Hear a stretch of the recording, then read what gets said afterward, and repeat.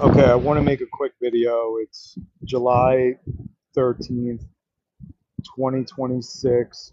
Okay, so basically, I feel like when people think in America, not everybody, but when people think about homeless people, they think that like every homeless person has mental health problems, um, some type of problem with alcohol or drugs or something like that.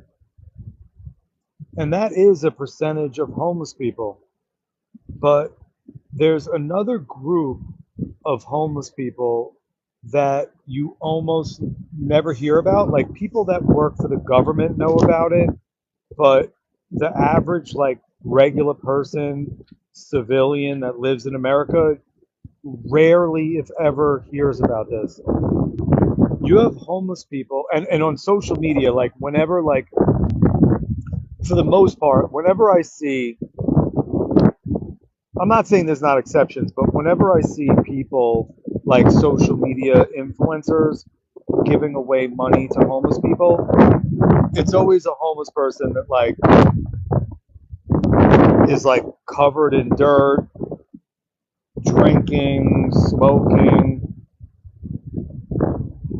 just looks like, like a stereotypical homeless person.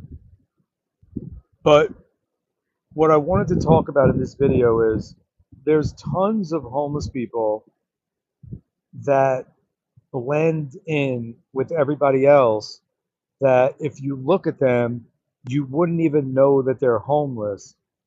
They that's it. So I don't want to get too deep into it right now.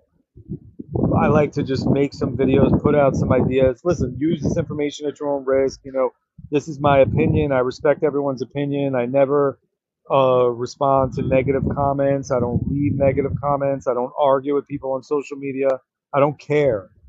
But there's tons of homeless people out there that, maybe they're working part time from around minimum wage.